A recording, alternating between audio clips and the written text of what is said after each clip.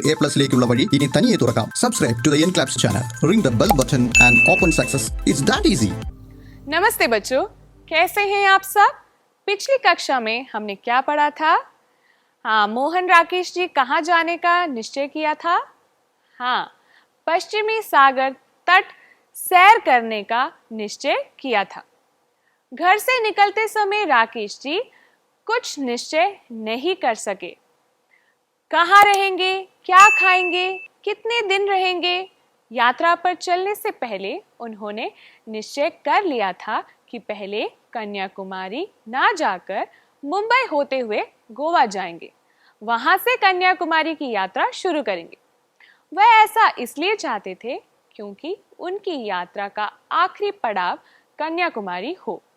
बच्चों, मोहन जी कौन सी तारीख पर यात्रा के लिए निकले? हाँ, वह दिसंबर सन 52 की 25 तारीख को यात्रा के लिए निकले.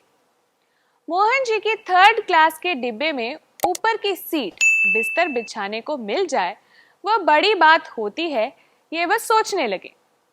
ऊपर की सीट भी मिल गई और अब मुंबई तक की यात्रा में कोई असुविधा नहीं होगी. रात को वो ठीक से सो सकेंगे. मगर रात आई तो मोहन जी सोने की जगह भोपाल ताल की एक नाव में लेटे बूढ़े मुल्ला अब्दुल जब्बार से गजलें सुन रहे थे. बच्चों, मोहन जी अपने मित्र अविनाश के साथ भोपाल ताल पर थे. अविनाश वहां से निकलने वाली हिंदी दैनिक का संपादन करते थे. अविनाश जी मोहन जी से मिलने आए थे, मगर बात करने की जगह अविनाश जी ने मोहन जी का बिस्तर लपेटकर खिड़की से बाहर फेंक दिया और उन्होंने मोहन जी का सूटकेस लेकर नीचे उतर गए. इस तरह मोहन जी को एक रात के लिए वहां रुकना पड़ा. अब हम एक विश्लेषणात्मक प्रश्न देखें. मगर बात करने की जगह उसने मेरा बिस्तर लपेटकर खिड़की से बाहर फेंक दिया और खुद मेरा सूटकेस लिए हुए नीचे उतर गया. अविनाश के इस आचरण से मोहन राकेश और अविनाश के बीच की मित्रता का क्या अंदाजा मिल जाता है. यहाँ पर मोहन जी और अविनाश के बीच की घनिष्ठ मित्रता दिखाई देती है. इसलिए अविनाश मोहन जी का सूटकेस लेकर नीचे उतर जाते हैं. बच्चों, आगे बढ़े. रात के 11 बजे के बाद अविनाश जी और मोहन जी घूमने के लिए निकले. भोपाल ताल पर पहुंचने पर उनका मन हुआ कि नाव लेकर कुछ देर झील की सैर की जाए.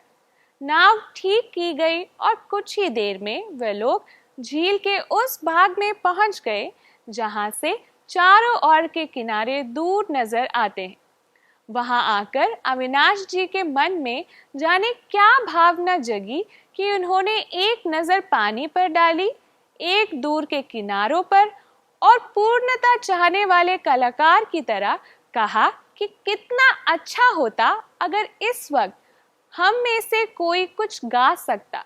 ये सुनकर बूढ़ा मल्ला कहने लगा कि मैं गा तो नहीं सकता, लेकिन चंद गजलें तरन्नुम के साथ गा सकता हूं.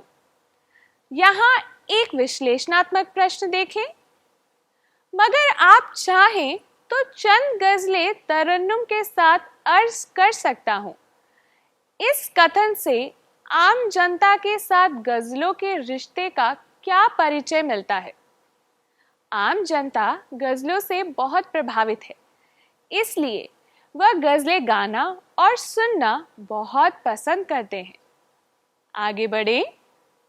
मोहन जी और अविनाश ने मल्ला जब्बार का उत्साह के साथ प्रस्ताव का स्वागत किया. बूढ़े मल्ला ने एक गजल छेड़ी. उसका गला काफी अच्छा था और सुनाने का अंदाज भी बहुत अच्छा था. काफी देर चप्पू को छोड़े वह झूम झूम कर गजलें सुनाता रहा और मोहन जी नाव में लेटे उसकी तरफ देख रहे थे. उस सर्दी में भी वह सिर्फ एक तहमत लगाए था. गले में बनियान तक नहीं थी. उसकी दाढ़ी के ही नहीं, छाती के भी बाल सफेद हो चुके थे. जब वह चप्पू चलाने लगते तो उसकी मांसपेशियां इस तरह हिलती जैसे उसमें फौलाद भरा हो। तीसरी गजल सुनाकर वह खामोश हो गया। उसके खामोश हो जाने से सारा वातावरण ही बदल गया। अब हम एक विश्लेषणात्मक प्रश्न देखें। खामोश हो जाने से सारा वातावरण ही बदल गया, इससे आप क्या समझे? मल्लाह जबर झूम झूम कर एक के बाद एक गजलें सुनाता रहा। तीसरा गजल सुनाने के बाद वह खामोश हो गया। इस खामोशी से वहां पर एक अलग ही माहौल बन गया। आगे देखिए। रात, सर्दी और नाव का हिलना, इन सब का अनुभव पहले नहीं हो रहा था, लेकिन अब इन लोगों को होने लगा। झील का विस्तार भी जैसे इतनी देर के लिए सिमट गया था और अब खुल गया। कुछ देर बाद मल्लाह जब्बार ने कहा, अब लौट चलते हैं, सर्दी बहुत बढ़ रही है और मल्लाह के पास चादर भी नहीं है। ये सुनकर अविनाश ने झट से अपना कोट उतारकर मल्लाह की तरफ बढ़ा दिया और कहा, इसे पहन लो, कुछ भी हो जाए अब हम लौटकर नहीं चलेंगे। तुम्हें कोई गालिब की चीज याद है तो सुनाओ।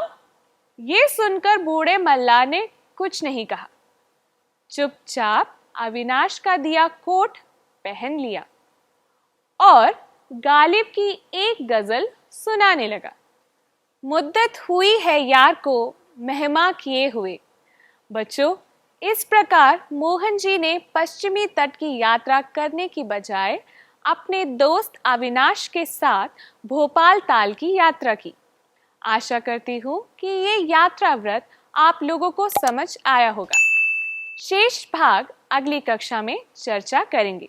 शुभ दिन, धन्यवाद। 3 ലക്ഷത്തിലേറെ വരുന്ന ചോദ്യോത്തരങ്ങൾ ഏറ്റവും കുറഞ്ഞ ചിലവിൽ സ്വന്തമാക്കുവാൻ ഉടൻ തന്നെ ഡൗൺലോഡ് ചെയ്യൂ എൻക്ലാബ്സ് ദ ലേണിംഗ് ആപ്പ്.